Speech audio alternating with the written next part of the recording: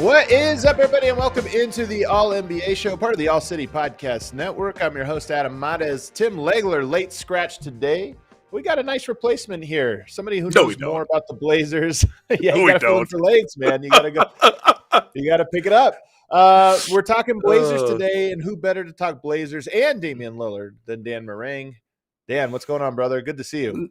Hey, it's good to see you, man. Look, I love you and Legs. I listen to you guys on my way into the radio studio every day.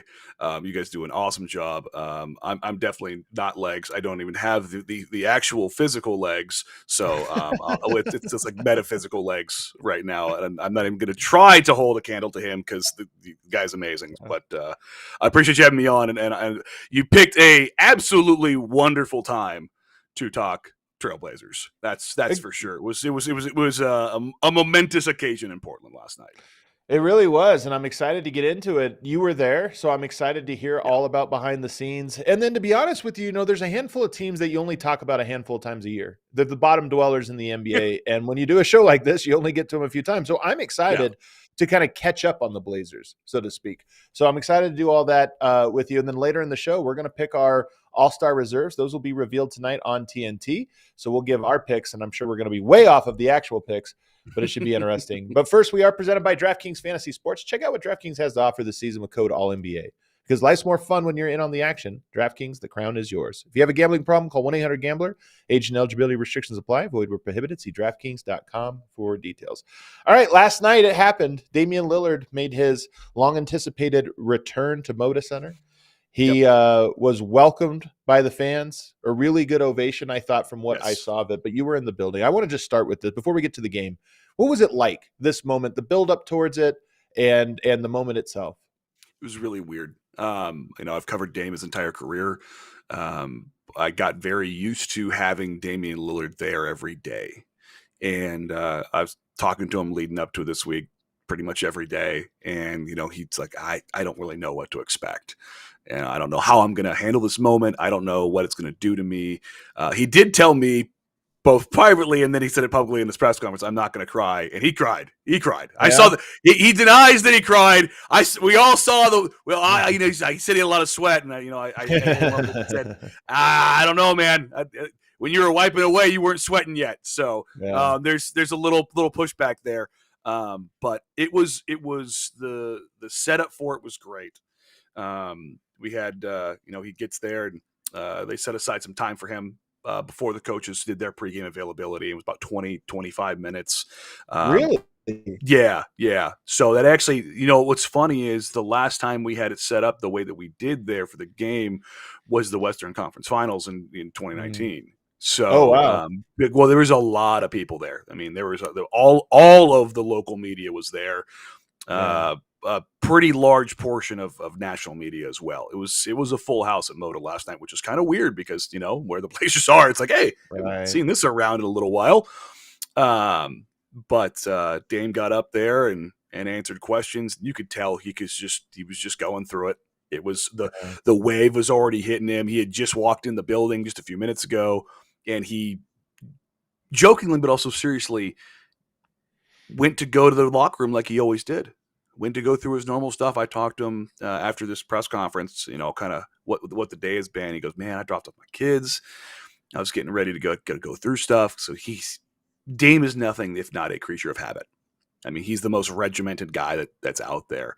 And so in the past, he would, spend his time with his kids, go drop them off, go to appointments, come back, get a workout in, shower, nap. Then Adidas would send a Sprinter van to go get him, and then they'd start the day for whatever game day it was. And he's like, yeah, I started to do one thing and then I realized I'm not doing that. And it Right. kind of threw me for a loop and reminded me I'm home, but I'm not home. Right. And that's when he, kind of his eyes kind of went in the back of his head a little bit, like, and just kind of, it was weird on a personal side, just kind of gave each other a little bit of hug and then kind of looked at each other and said, "This is weird, man. This is weird." And that was really what I think the sentiment of the night was this is weird. Like The whole night, for everybody. Yeah. The Blazers had 2 tribute videos. So really, they rolled out one on the basketball side, and that was in the first time out.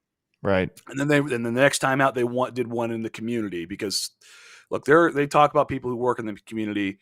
You would need a 14-hour documentary to cover the stuff that Dame has done in the community in this city. And I'm not. He is this city on that kind of stuff. But I think what got him, Mark Mason, the PA voice for the Portland Trail Blazers, gave him his old introduction treatment in the lineup introduction, and then they gave him probably about a 4-minute standing ovation. Right. So it was, and you could see the emotions were outpouring. You could see around the crowd there were people crying. There were people trying to fight it back, and it was a night, man. And then I didn't know how the game was going to go, and it went into some of the best, most competitive basketball we've seen the Blazers play all year. So it was a fitting night for Dame's return. So let's get into the game, because here's my notes on the game, and I actually want to get your notes because you obviously watch this team a lot. But Dame, I think, takes 3 shots in 1 minute to open the game. Like, you could tell, I feel like he was probably both a little ramped up, but also I think probably wanted to have a big night. And you could tell sometimes when guys are pressing to want to have a good night. I felt like last night, it didn't last the whole game, but early on I thought, okay, he is clearly out here and would love to have a big moment. Did you get the same sense right out of the gate? I thought he was going to pull from 40 first touch. Legitimately. When Giannis took the ball and just drove straight down the lane, I was like, oh, I guess they're just going to slow play it, let Dame work in. It's next possession, it's Dame off a flare screen, which that's pretty normal, to be honest. If we're talking about Damian Lillard, that's his action, man. Yeah. So they gave him the pet action to kind of get him going. I was like, okay. And then his second touch was from like 37. I was like, there it is. Yeah. So, and it was a bad shot. Let's be honest. It was like a little bit one of those, like, oh, we're getting into the 37 footers right away. One of the most iconic shots that nobody ever talks about from Damian Lillard is in the OKC series. And it's what he opened the OKC series with. The Blazers' first possession is Dame stepping across half court and pulling from 42 feet and cashing. Yeah. And I was like, I have a reeling suspicion that's going to be in the bag real quick.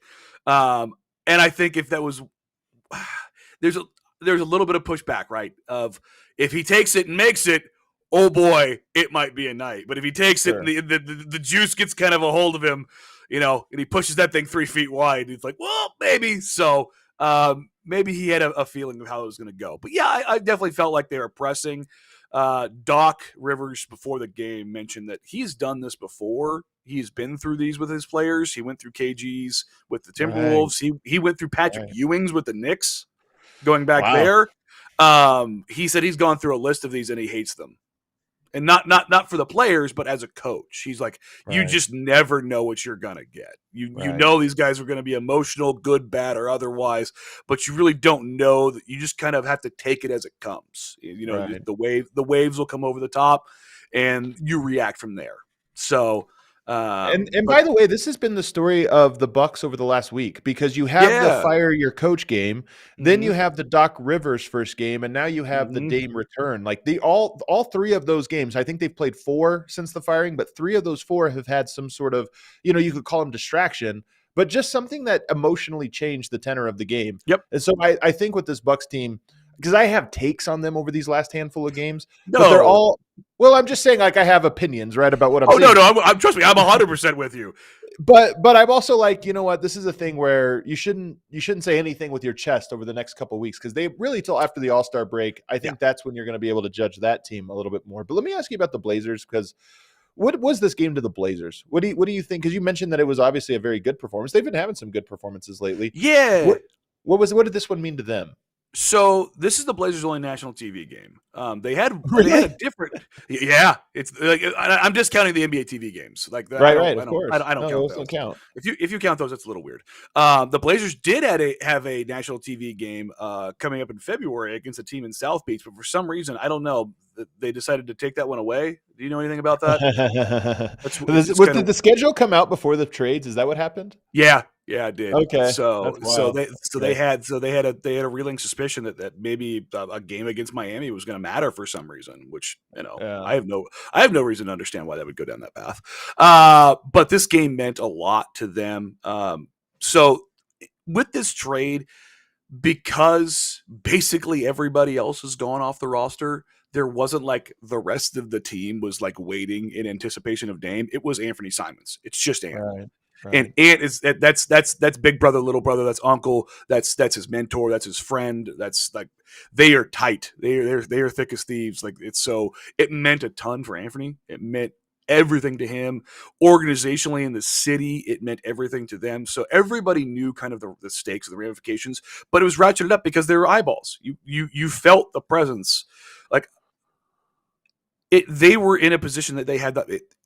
It's kind of crazy to think about. Last night was the loudest, biggest, most momentous game in Portland post COVID Really? Oh, I guess that makes sense. because He was out for so much in those, the year after that. Yeah. they had the bubble run and the understanding of kind of like where things were going, and then the last year and a half, 2 years, they just haven't been good because of what they were Right. chasing at the end, post All-Star break. Before that, they had the Western Conference Finals run up against Golden State after the 7-game run against the Nuggets. So you find yourself like I kind of forgot, and I don't know how well it translated to TV last night. It was deafening in there when they were counting Mm, Giannis off of the line, and it kind of caught me off guard. I was like, "Oh, that's right. I forgot this place could rock." Because right. I mean, I haven't been out to Denver post COVID. I would imagine that even with the fanfare post COVID, it took a little bit of a hit, right? Right. Yeah, for sure. The way the fans kind of it took a little while to kind I of mean, build the it back thing with the up. Nuggets is that after the pandemic, Murray's return, like Denver's had some exciting things. So I think Oh, for Denver probably sure. came back quicker than most just because it was Yeah. such an exciting time. But I mean, you still felt that kind of like that Sure. ramp up, and Portland has just never had the opportunity to have that ramp up. Like Yeah. even in Dame's Makes 71 sense. point game, it's in February against the Rockets. Yeah, And you no, weren't but expecting that. there's no fanfare, there's no anticipation, there's no build to Right. that. There was build to this. I mean, that place was sold out. You couldn't get in that building. It was Yeah. packed. So it meant everything to the organization. And so they went out there, and are they the best team? No. Are they the most talented team? No. But their shot making last night, their execution, their Tamani Kamara stepping in and taking, 3 charges on Giannis Antetokounmpo, it they weren't little charges. They were, forcing 6 turnovers to start the fourth quarter. Just you could tell they wanted it so bad last night, and it was a nice little reminder of like, hey, in a game or in a season they're going to win 20 games, 24 games. These are the kind of sprinklings that if you're the Oklahoma City Thunder 2 years ago, you go, those are the things you kind of pull from 2-3 years down the road, is kind of like those were your first building blocks. Right. Those are your first moments. I mean, I want to talk about those charges though here in a second because I do think that they were meaningful. But we'll go to the fourth quarter because that's where this game was really decided. Mhm. Was in the fourth quarter, and it was to start the fourth quarter. I mean, the Blazers built a 10-point lead and then held Yep. on for the rest of the way, but they built it. All right, you're going to your fourth quarter lineups, not quite your closing lineups, just starting the fourth No, yeah. quarter, and that's where you had some big plays from Brogdon. You had Mhm. a big plays from Reith and Tybal and guys just hustling around. But to your point, it was turnovers. And I thought, Yeah. if I go to the Milwaukee Bucks, I am concerned a little bit about how hard possessions seem to be. They have great shot making and great shooting, but when they're not making their Buddy. threes, they have a lot of like driving into traffic. And I thought their fourth quarter, especially the first 5 minutes, yes, the Blazers played great defense, but the Bucks did not get good look. I didn't like any of the looks they were generating. No. So my takeaway 30,000 foot working my way in. I tweeted this out last night. I have an inherent bias because I watch the guy every second of his career here in Portland. Wasn't the whole point of getting Damian Lillard to get Damian Lillard so that you could take the pressure off of your offense in the half court and have a guy who has been an offense unto himself for a decade be the thing that you build it on? Not Chris Middleton pick and roll, not Giannis on the ball pick and roll. And if you're going to do it, involve Damian Lillard in it. So I just sat there and I watched them and I went, look, it doesn't have to be spam Damian Lillard pick and roll, but that should be the water that everything that should run all the mills. Right. And then it should flow freely from there. And it's not to say that Giannis isn't the better player, but on that side of the ball, the one that has the gravity out to 40 feet, that's the one that I figured Doc would have gone, okay, look, we're going to move this slider a little bit further over with Dame to be the trigger man. And they really didn't do that for the first 5 minutes of that fourth quarter. And it just kind of went, ugh. And then when they finally did walk Dame out, they walked him up and they put him in a pick and roll, like at the level of the 3-point line instead of, 30, 35, when giving him all that space, which is kind of the point of having a Dame Giannis pick and roll. Doc has traditionally done that. I mean, he's one of the guys that likes to get the screens out near the logo. So I imagine with time, I mean, so much of this is trying to figure out what are they trying to, just balance and catch their footing versus what are they trying to build towards. And I almost feel like they're not building towards anything right now. They're trying to stabilize. I thought Middleton, you mentioned Middleton, he went 9 of 13.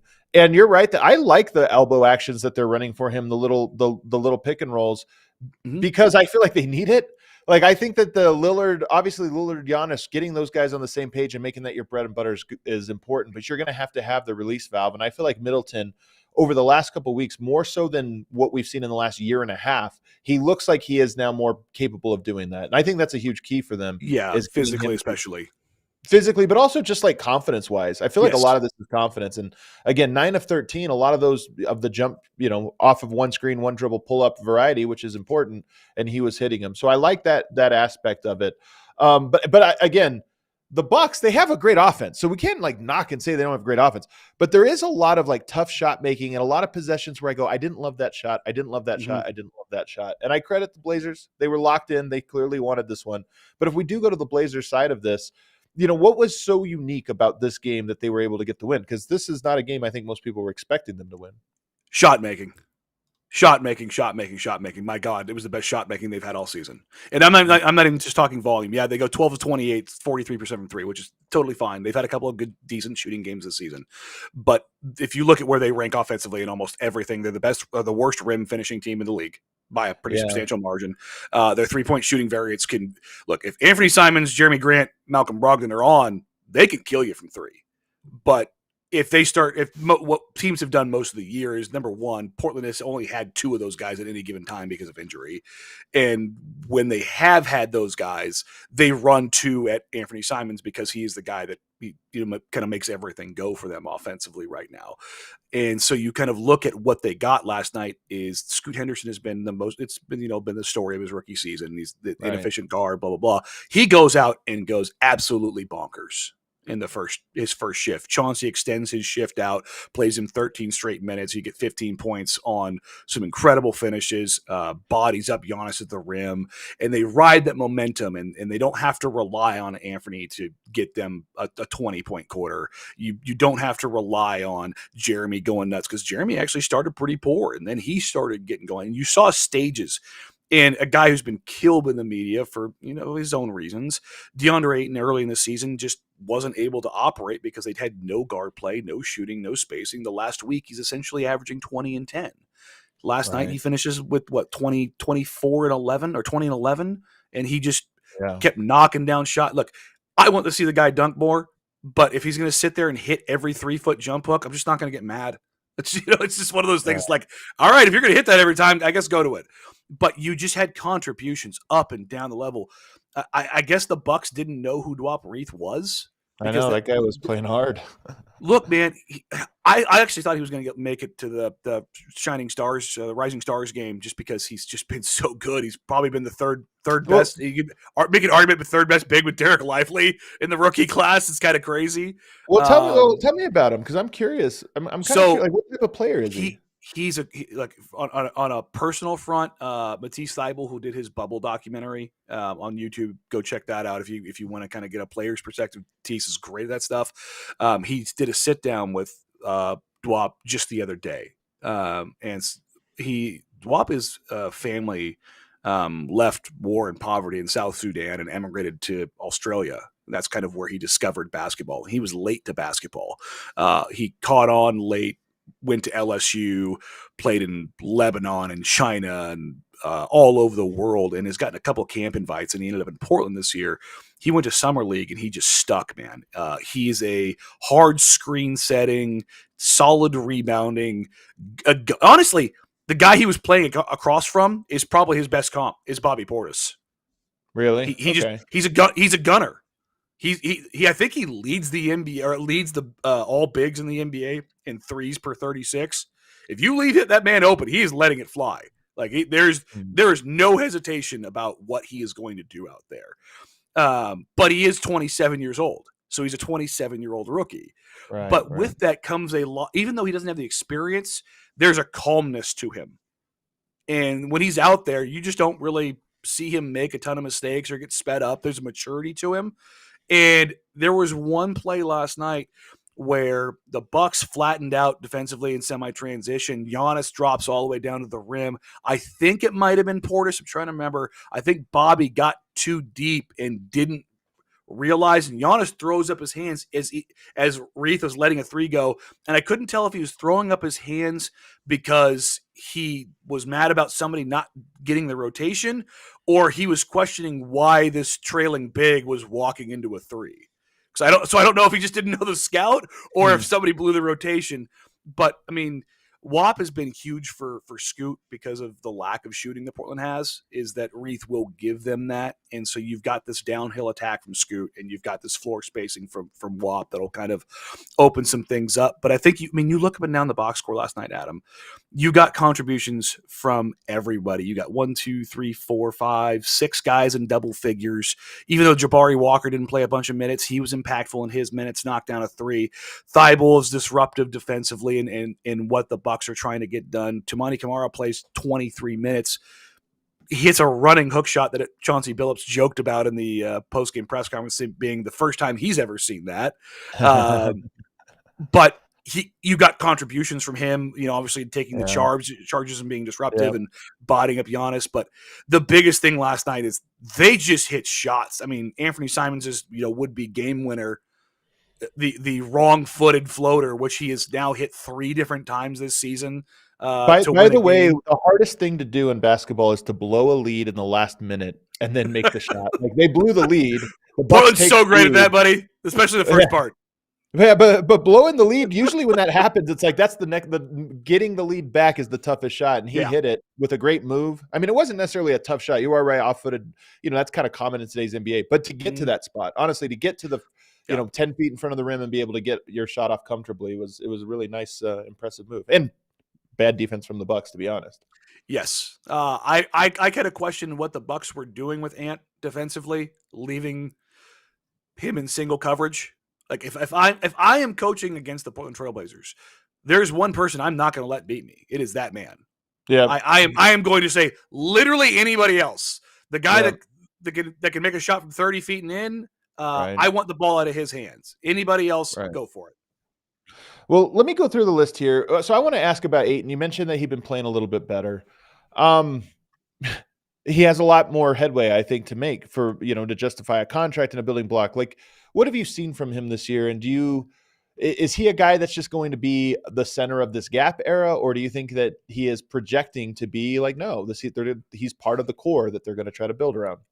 That's really the question, right? And so this is going to sound very strange. So they come into the season, they play their first game, 2 quarters in, Anthony Simons tears the ligaments in his thumb, and he's out. And Scoot is very clearly overmatched to start the season. It's not even close. He should not be out there starting with those guys. And the Blazers have to scrap basically what they were going to build, which was Anthony Simons, DeAndre Ayton pick and roll is kind of going to be the bread and butter of what they're going to try to build their offense out on. Now they have no spacing. They have nothing really to work with. And I thought, oh God, here goes, you hear about the stuff that happened in Phoenix with Ayton. It's going to go sideways. That guy put his hard hat on and uglied it up. He's making catches in packs of 3 and 4 guys. He's trying. He's trying.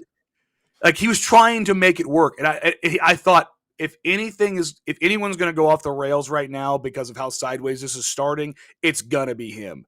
And he didn't. He didn't. He had some stuff happen in his personal life that I think kind of derailed him a little bit. The team went sideways. I think he just did what he has done in the past. And I think the Blazers really said, no, look, man, we've got your back. We're going to be there for you. We're going to figure it out. Then he got tendonitis in his knee. I looked down and his knee was the size of a grapefruit after a game. And I went, welp, that's going to be a couple of weeks. They go through the road trip from hell where they get smoked by 62 in Oklahoma City. They have kind of a team meeting on that trip, a come to Jesus meeting, as it were. And even though a Festivus was had, some airing of grievances, you didn't see the immediate ramifications. But over the last probably 10 days, you have. The Blazers went from the team that passed the ball the least in the NBA to top 5. Really? Interesting. Yes. Over the last, how many games is this? About 5 or 6 games now. I'd have to double check it. But you can you can see the arc trending up. It's like, okay, now will this be sustainable? And in that time period now, Ayton's averaging 18 and 11. Okay. He went from doing, like 11 and 9 kind of a deal to almost 20 and 10 and on high efficiency. And you're going to go, okay, that's nice to see, because that wasn't there. You weren't getting any real lobs. You weren't getting any real above the rim finishes. You weren't getting a ton of defensive help outside of the first line of defense. You weren't getting a lot of second helps or rotations after the first help. And then in the last 2 weeks, you've gotten all of that. I think he's had four dunks in 4 out of the last 5 games. You're getting first helps, stay down, get back, get vertical on the other side. If if the rebound isn't there, you're getting second helps. You're getting him stepping out, being aggressive out on the point of attack defensively. The Blazers are relying on him in their switching defense. It's been a bit of a, okay, let's see. And that's always been the case with Deandre Ayton, right? After the whole thing in Phoenix is, we'll see. And I think the Blazers look at him right now as a potential guy going forward as opposed to a stopgap. Mostly because if you look around the NBA, if they traded DeAndre Ayton, who's better? Who are they going to get? You're not going to get Joel. You're not going to get Jokic. You're not going to get Domas. You're right. There's a drop off after you get to those top, like tier 1 and tier 2. Then it becomes, what do you need? So here? What do you want? And I think Portland wants to prioritize a 7-foot athletic center who's a high percentage finisher around the rim who's got a nice little touch. Like I think they want somebody who kind of gets out of the way. Well, we've only got time here for me to ask about one more guy, and I have to ask about Scoot, because the number one thing I have with Scoot, he moves like a center, and I don't mean that in a good way. How so? He has very weird body movements to me. Not like there's okay, I know what I'm doing, so I'm going downhill. He can look very fluid, but there's just a lot of like off ball. I pass the ball and then weird herky jerk. Like, am I supposed to cut? Oh no, don't cut, step out. Like, he just has a lot of herky jerk. Gotcha. Okay. Like, he seems to be thinking like this jittery energy of, what am I supposed to be doing right now? And like even young guards who are, who don't know what they're doing in the NBA and the game's going fast, they almost have a smoothness to him or a different move. He just has this frenetic energy to me that reminds me more of a center than it does of a guard. It's an interesting observation. And as soon as you said that, I wasn't sure which way you're going, but now with that clarification, that does make sense. And I will say this, I very much believe that to be because he doesn't know what he's doing. He's still feeling stuff out. And for him, here's why it's important to me, because there's feeling things out. Like, again, you're a guard and you generally understand basketball, but NBA basketball, the speed in this. And then when I say big, a center, a lot of times centers they know the game less, right? They're really tall. They were late to develop. And so you're not seeing the court. You're not doing this stuff. And that's just what I mean is off ball. His movements they don't look like a guy that's a step behind seeing the play. They look like a guy that's never seen the play before. I think the big thing is for him is that he hasn't ever really been off the ball. And so being in that position, that's the part that he's learning, is because he's always been a Chris Paul, Rajon Rondo. It's like, I'm pulling the string point guard, and they're going a little bit further of like, well, that's not actually how this is going to be. And even in the NBA, unless you're 6'8" or taller, you can't be that guy. Like, that's just not. I mean, there's Trey, there's Dame, there's Brunson, like, who've kind of cracked that mold a little bit, but they all play off the ball to an extent, and they understand spacing and gravity. Scoot is trying to figure all of that out, and the thing that I've tracked with him this season is, I don't really ask him about how he's feeling or where he's at with stuff. I go, what is slowed down for you this week? What is different? What are you seeing this week that you weren't seeing last week? That's a question that I keep coming back to him, like, basically every couple weeks. When you're watching him, that you feel he's growing in that department? Yes. Because I don't mean this to be rude, because I love the kid. He had no business being out there to start the season. Right. Mentally, it was just too overwhelming for him. It just was. This was a guy who, for the first time in his life, was on the floor with guys that were better than him, and he was questioning his basketball mortality. Like, he just didn't. It was just too much. And over the last couple of weeks, and like particularly like you saw it in the first half last night, when he has I talked to a bunch of his opponents in the first 8 weeks, and almost every single one of them, every single point guard that I talked to, was he has no idea what he wants to do, how he wants to do it, when he wants to do it, and how he's going to do it. And now, as I start talking to guys, like, I can see, like, he's screening and rescreening, even though we're going under screens. He's when I get behind the screen, that's when he's attacking. Like, he's starting to understand, like, little things that are allowing him to process when defenses are loading up and where the spot he needs to get to and the footwork necessary to get there. Like, Adam, it's literally just like, square peg, square hole. Like, he's just trying to, okay, if X, then Y, through everything. And when he does pick it up, you see it ramp up. But you're right, the blind spots, they're blind. It's not like, oh, you see a little something there. It's like, oh, no, there's nothing there yet. You need to figure that out. But when he does, it's like, once he does, he files it away, and you're like, okay, that's good. And then it's moved on to the next. But I think that's why the Blazers are just slow playing him and bringing him off the bench. And when he does well, they let him play like they did in the first half. And Chauncey Billups in the second half last night in the closing minutes, he made a rotation that normally Scoot would come out.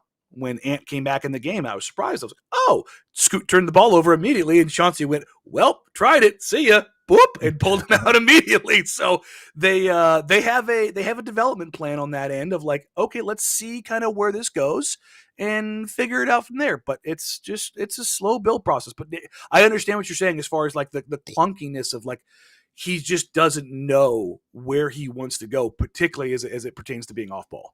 I'm just the most skeptical about basketball IQ / feel for the game. They're kind of the same thing, however you want to question. I'm the most skeptical of guys developing that, because I think you do develop an understanding of the game and where to be and the timing and stuff like that. But there's something different about feel. And a lot of times the biggest bust I'm not saying he'll be a bust, but I'm saying the biggest bust guys where you say, oh, once he figures out the game. And I always go, guys don't figure out the game. That's not just a thing. Like, once he learns how to shoot, or this, like, hey, that not everybody just learns. It's not a skill thing. It's a feel thing. Sometimes people have it, and I'm worried with him when I just watch some of the movements with him off ball. Again, it's not that he is late making the read; it's that he doesn't understand the read, and that's where I'm a little bit skeptical of him as a player from what I've seen. But again, he has a lot of on ball tools, so there is something to sometimes, especially young players. They have to play a role they're not suited to first, and they look bad at it, and then it builds them into the level where they can play a role they are suited to. I'm with you to an extent. I'm not to that level. To be fully blunt, I was pretty shocked coming out of training camp into that first game, because everything that I had heard was from even the players. You get stuff from front office and coaches. Sure. Oh yeah, so the players are going to be a little bit more honest with you, and they all to a man were like, no, this kid's got it. And so when it wasn't there, I was kind of like, oh, okay. So, but in talking to the players, they've all said, no, don't genuinely don't worry about him. I think it's a maturity, a mental maturity of like processing that he's just a little bit different in that vein, in that once things slow down for him, you'll start to see it more and more and more. And I've kind of trusted them because they've been honest with me about guys in the past, and so I just kind of go, okay, let's see where this gets. And as the season has progressed, you've seen those flashes, much like again we saw last night, where he goes out there and he looks very productive. It looks like it's normal and at ease and in the flow. But then you see the second half where some adjustments are made, and then it doesn't look as easy. So it's not that linear growth that everybody wants from the rookies.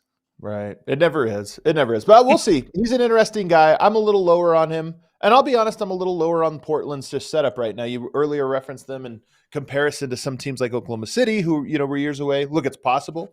But I just look at it right now, and there's no singular player that I'm like as, quite as high on. Oh, yeah, no, there's no SGA there. No.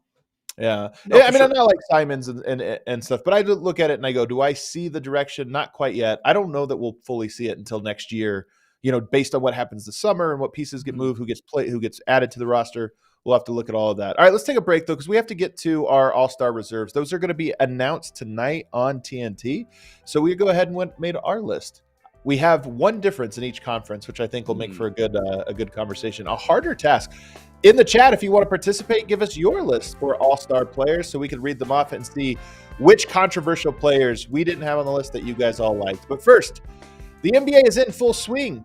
And when I can't get enough of the action, I head on over to DraftKings Sportsbook, an official sports betting partner on the NBA. This is especially useful if you watch games and say your favorite player is out and the game all of a sudden lost a little bit of intrigue. I don't know, for example, say Nikola Jokic is out a game where Nuggets are going to the Oklahoma City Thunder. Well, how do you spice up the action? How do you make the game more entertaining? No, just make a couple bets. Pick a couple horses, bet on them, and see how they do in that game. And right now, even if you're wrong, you bet $5 and you get $200 instantly in bonus bets, no matter what, just for signing up. So download the DraftKings Sportsbook app with code ALLNBA. Bet $5 and get $200 instantly in bonus bets only on DraftKings Sportsbook with code ALLNBA. The crown is yours. If you have a gambling problem, call 1-800-GAMBLER or visit www.1800gambler.net. In New York, call 878-HOPE-NY or text HOPE-NY 467-369. In Connecticut, help is available for problem gambling. Call 888-789-7777 or visit ccpg.org. Please play responsibly. On behalf of Boot Hill Casino and Resort in Kansas, 21 and older, age varies by jurisdiction, void in Ontario. Bonus bets expire 168 hours after issuance. See dkng.com/basketball for eligibility and deposit restrictions, terms, and responsible gaming resources. We had a super chat, Emma. We had a super chat before the show began. Let's get to it. It's You're a Star, who's coming from, I believe, the Czech Republic here. These are Czech crowns, if I'm not mistaken. Can you talk Cavs for a minute? Talented roster, underperforming from the start due to synergy issues, then injuries to top options, going on massive run with good W's. Now everybody is back. Do we expect improvement, regression? Let's save this question for when Legs is back. We talked about the Cavs a little bit on Tuesday's show. We went into that very topic, the idea of getting Garland and Mobley back, them winning and being on a win streak. Is there now a second sort of lull as you bring back core pieces? I mean, Mobley and Garland change your team so much. I think there is something too. Donovan Mitchell is really good with a rim rolling big and 3 shooters. So now that you change that, because you're going to have the 2 bigs, and you're going to have a secondary ball handler, does that make things worse? Does it make things better, but you have to go through a clunky period? We talked about it a little bit on Tuesday, but the Cavs to me are one of the most interesting stories in the NBA. So let's save it for Legs, because I'm sure it'll come back up in the coming games. And by the way, one of the things that he pointed out when we talked about them on Tuesday is that their schedule, very favorable going into the All-Star break. They don't have a lot of tough matchups. Coming out of the All-Star break, it will get a little bit tougher. In fact, they going in and coming out of the All-Star break, they have some winnable games to create separation. And then the last month and a half of their season or so is going to get tough. So they're an interesting team, but let's save that one for Legs. Instead, Danny, I would like an Evan Mobley. You want to make the trade? Can I have an Evan Mobley? I want one. He's a pretty good player, although very interesting player. He's a great player that I feel like should be better. I 100% agree. But he is great, and he's young, and sometimes it's just like this. It just clicks, and so I'm waiting for it to just click for him. My USC bias is probably also present as well. So a little USC bias. There you go.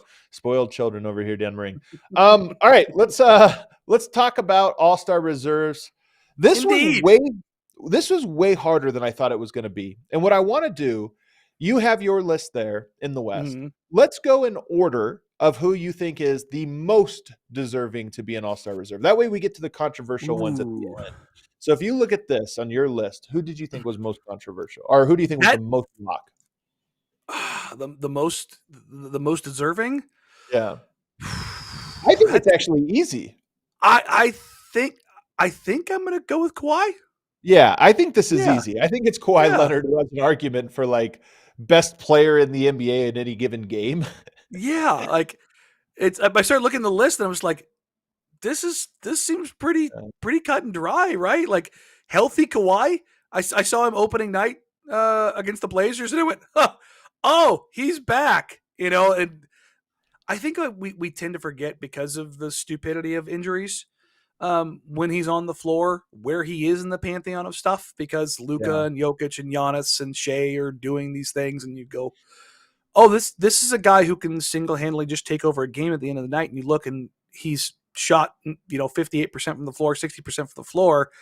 He's been the best defensive player on the floor, and he's made every impact play every quarter and just quietly gone about his business. And that subtle reminder is a lot. Here's the thing with Kawhi. He is, first of all, having his most efficient season. Effective field goal percentage, 59.1%. That's the highest in his career. He only takes 17.2 shots per game. The thing about Kawhi is that he has a case for like best isolation scorer in the NBA. I mean, it's not that you would go to like your Kevin Durant's and your Jason Tatum's and your Joel Embiid. You go to all those guys. He does it with the efficiency of those guys, but he does it on such low volume, and I kind of like it because I almost feel like there is the team benefits from the fact that they only use that to the exact degree that they need to open up other things. They just sprinkle a little on it. They just sprinkle it on. So he's averaging 24 points per game, but he's having this hyper efficient season. And then over the last month or so, he's shooting basically 60, 50, 90, not 50, 40, 60, 50, no, it's 90. insane. So to me, this is easily Kawhi Leonard. He should have been a starter. And to me, it's a no-brainer that he is on. Okay, who's the second most likely guy or second biggest lock? I would say this, and this may be controversial, it's Steph. It's definitely controversial to me. Because I think he belongs on the list, but it's controversial for me that is number two. But go ahead. Why is he number two? The weight that he has had to carry with the amount of stupid that organization has put him through this season. And I think that he has consistently just been there. And even on nights when they lose, I mean, you get the ripped jersey the other night, and it's just like, you can tell he's like, I'm doing what I have to do. For the love of God, please help me. And there are guys that, I mean, Steph's not out here tweeting hourglass emojis.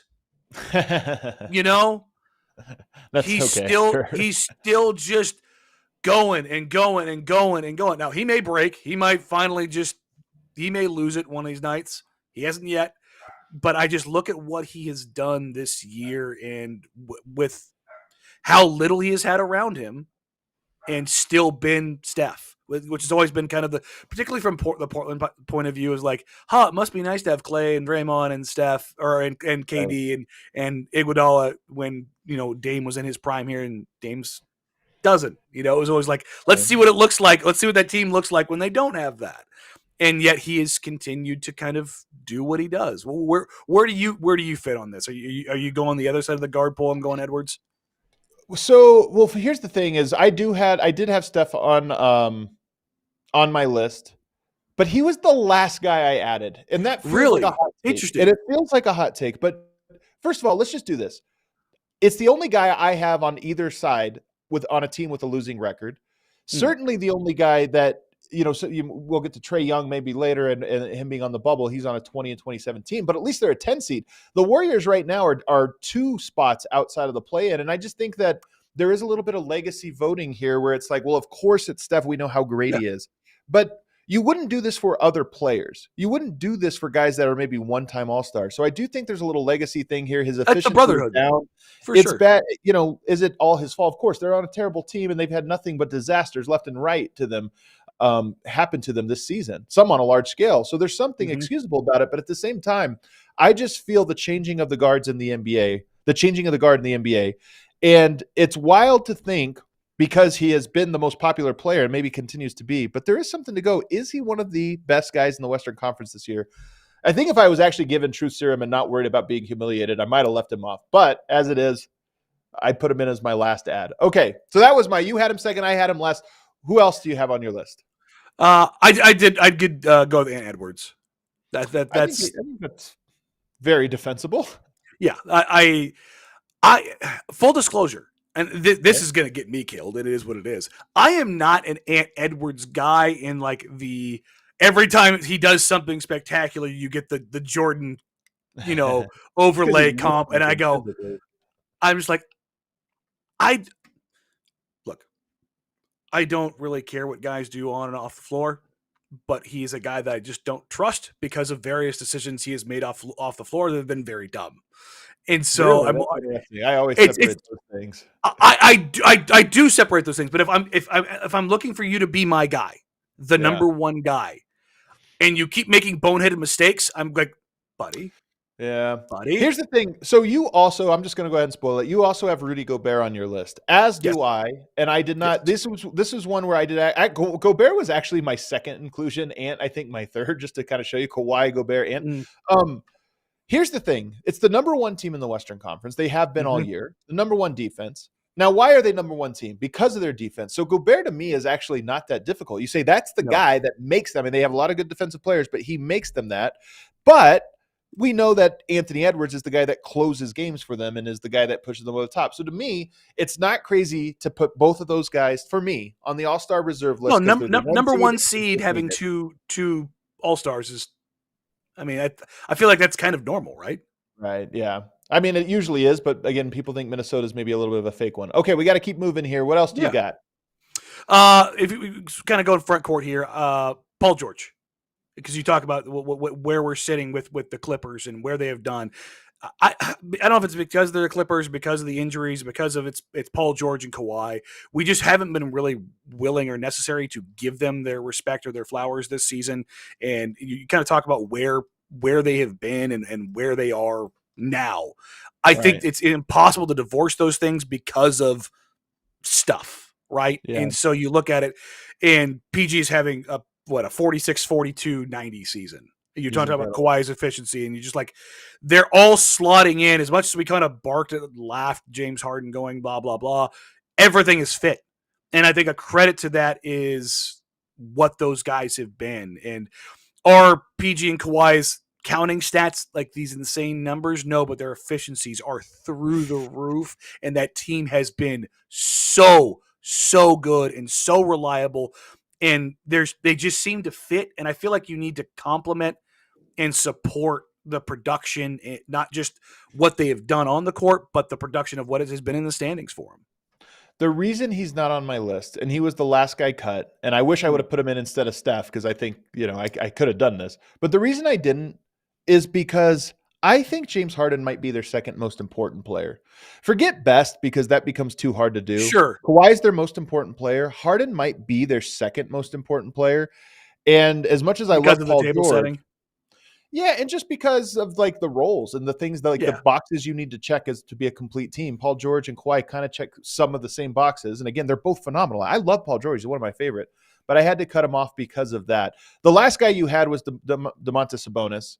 Yes. We both had him. Mm-hmm. I'll be honest, this was another, like if I was given truth serum, I might have taken Fox over Sabonis, because I feel like Fox is the more important of the two players. But if you were asking who is having the better season, it's Domantas Sabonis, more efficient, counting stats and everything across the board. But I kind of feel like this is a misleading one where Fox is the actual more important player.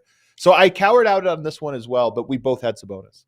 Yeah, and if you wanted to go full truth serum, if you wanted me to take the brotherhood aspect of NBA voting and Steph getting the honorary vote, Fox would be the guy I would swap Curry for. That's the way that would go. And then the last guy I have on this was Anthony Davis, who the Lakers are what the Lakers are, but just the production is just bonkers. He's actually been really good this year, despite he's been really good. Yes, it's been like, all the things you asked him to do, he's kind of been doing. So he's had some stinkers. He's had those Anthony Davis stinkers that pop up every now and then. But that's what I'm saying. Like he's he's kind of risen above the criticism this year, and you're really going to get mad at 25, 14, and 4? Like, Right. Okay, sure, cool. That's what we're doing now. We're going to get our memes off because it's Anthony Davis. He's been phenomenal despite the Lakers being mired in the swamp. I ended up with Devin Booker over Paul George. I actually don't like that pick at all. I just knew producer Emma was going to get really mad at me if I would have picked if I didn't have a son on here. That's the only reason I picked him. No, I'm kidding. I'm kidding. I mean, I think it's neck and neck. Devin Booker has been asked to do some very difficult things this year between playing the point and then, mixing guys in and out of the rotation and whatever. But so I don't feel great about it. I maybe actually now I'm feeling like I made the wrong pick, but whatever. I think it's neck and neck, and you could go either way there. But the rest of the picks, a lot of people don't have Gobert there, and to me that's crazy. The reason the reason he's been so phenomenal, and I think we killed him last year, not realizing how bad his back was. Yeah. Because it just seemed to limit everything he's done this year defensively. Like, if it's any wonder why defensively a team just kind of transformed, and it's like, oh, what's the line that you can draw? It's like, oh, Rudy Gobert is back to playing like Rudy Gobert did in Utah. Right. I think it's a very straight line to draw. All right, let's go to the East. Let me hear, who is your biggest lock? Brunson. I'm actually curious because there's two names that I think are the Brunson. locks. Yeah, Brunson. I'm with you. There's Team Mitchell and Team Brunson, and I'm Team Brunson on this one. Yeah, no. I love Jalen. I love his game. I got a lot of friends who are Knicks fans that are transplants to Oregon. The Brooklyn to Portland hipster collection that exists. But there's something about Brunson's game that is translated so well to the addition of OG Anunoby. How Tibbs has integrated everybody. That everything they did. What was it? They've rattled off. It's leadership. 14-2, and they're 16. Yeah, his intangibles. Yeah. The 2K intangible ratings are a 99. Like he is absolutely fantastic, and they've surrounded him with the right players and the right coaches to fully maximize every single one of them. Number 2 for you, who would it have been? The second biggest lock? Bam. Wow, I had Bam on there, but he was not my second lock. Bam, and the reason I say this is because, number one, I think Bam has been criminally underrated throughout his entire career, but Bam's offense has been, well, as my Zoom goes completely fun there, Bam's offense has been what I never thought it would be, which is somebody you can give him the ball and go get a bucket. And I feel like I kind of like to reward that. Where you kind of become more of the face than I genuinely believe, as much as Jimmy is the guy in Miami, Bam is the most important player of that organization. And while they get a win last night, I look at him and I go, they go as he kind of goes, as everybody else kind of falls behind him. And as he's taken more responsibility, I really appreciate kind of the efficiency that has been there with it. So I'm with you on Bam. He was way up there. He was not my number 2. My number 2 is Donovan Mitchell, who I think you could slot. Like, to me, Jalen Brunson, Donovan Mitchell, extremely similar. But as I mentioned, Donovan Mitchell more spectacular. Jalen Brunson more impactful. But nonetheless, Donovan Mitchell has been carrying this Cavs team in the absence of some of their key guys, and he has been phenomenal. So I think a lot of people would have Mitchell over as the number 1 reserve. But either way, a lock. Yeah. The guy's a lock to be an all-star. Yeah, I would land in the same spot there. I think the one that I think that would probably catch everybody off guard is well, maybe not catch everybody off guard, but for me, it's Paolo. So I had him on my list as well. I just think so you did. Okay. Yeah, I think he belongs. I mean, first of all, when you get to the bottom of this list, like it actually drops off a little bit. And Paolo's a great player, but he wouldn't have made it in the West. But he has been really good, and he's been. The efficiency isn't there, but what they have done in year 2 with him and kind of the role and the mantle that he has assumed with 0 shooting on that roster. No shooting, and not really. They have like good guard play, but not necessarily table setting guard play. Like Franz Wagner sets the table in the clutch. Yeah, and he's come up big. He has some like clutch baskets to win games. So for me, I just think that I as much as this was difficult the end of the roster, it wasn't that difficult for me. So I'm with you. I had him on the list. You had Tyrese Maxey. I had Tyrese Maxey. Yes. I think he's another guy that's on the bubble, but for me, this was an easy one. He misses a couple of games here recently, which may have knocked him down in some recency bias discussions, particularly as it surrounds Joel Embiid. But other than that, Maxey has been the guy that Sixers fans had proclaimed him to be 2 years ago. And Think about how honestly how rare it is that a guy who shows some flashes really lives up to those flashes, and I think Maxey has done that this year, and I think that's the reward part of this. Where do we differ on our lists? So we both have one more guy, and that's Julius Randle, who, if I were, this is how I honestly feel about it. Jalen Brunson's been so good that Julius Randle's getting an all-star nod. That's how I would phrase it. I'm not the biggest Julius Randle guy.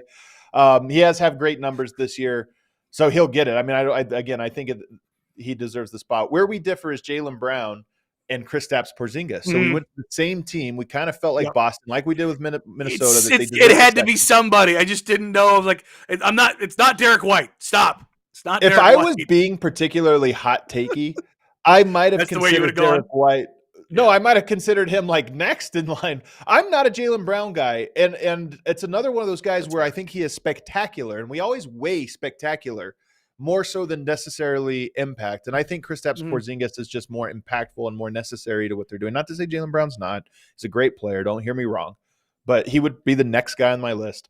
But to me, if I'm looking at and saying you have to pick two guys to be healthy for that team, Jaylen Brown would not be one of my two picks. You could tell me Tatum, and then you could tell me a collection of the other guys, but I wouldn't disagree in that vein. But if we're talking about like the importance and the structure and the viability, and it's kind of the same reasoning you're talking about with the Clippers with Paul George and Kawhi Leonard. It's like, well, I've got Kawhi Leonard at home, kind of a situation where it's like, you've got Jason Tatum at home. So in that vein, yes, I would go with you on Kristaps. That's the way that I would go, because you look at the way they play with him, and when they are optimized, it is about integrating it's different. Him and White with Tatum, and not Jaylen Brown finding his spots. Jaylen Brown is the wallpaper.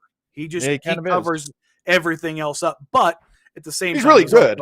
He's really good, and he's having an incredible season. So it's like, it's an expensive wallpaper. Yeah, right. Very It's textured. Wallpaper. It's textured, okay. But I'm not gonna fight you over the KP nod for sure. But again, Boston has been so good, number one seed, and where they are. I think by virtue of that, they do get the 2 All-Star nod. If you bring it back up, Emma, bring up the West one first. One of the things that stands out to me, there were the Steph Curry Legacy Award here for me, but there is, to me, a bit of a changing of the guard. And you see that with Anthony Edwards. You see that with Shai. You see that with some of these younger guys. And then if you go to the East, there just is a little bit of legacy guys that I feel like are now on the bubble. And it's Brunson's league. It's Tyrese Maxey and Paolo Banchero breaking in. And I kind of like that. Guys that were not on our list, that's on nobody's list. Zion, Brandon Ingram, guys that we thought were locks to be Ja Morant, obviously, because of the circumstances of his year. But there are some young players that we thought were just, Zion's in the league, just shoo him in. He's going to be there every year. And you look at it and you go, you know what? You never know. You never know exactly what lies around the corner in the NBA. Dan, on short notice, I appreciate you hopping in and talking some Blazers with me and mixing it up on All-Stars. I appreciate it, man. Anything you want to plug or any final thoughts? No, thanks for having me, man. Like I said, I'm a very poor substitute for Legs. Legs, listening to you guys is part of my daily drive in. If you are in Portland, noon to 3, terrestrial radio, 1080 AM The Fan, I will be there. And if you want to get some more insight on the Portland Trail Blazers, the Jack Ramsey's podcast, available wherever you get podcasts. There you go. Great plug right there, Dan. Thanks so much. Everybody, Legs back with me tomorrow. Hit that like button on the way out. We'll see you then.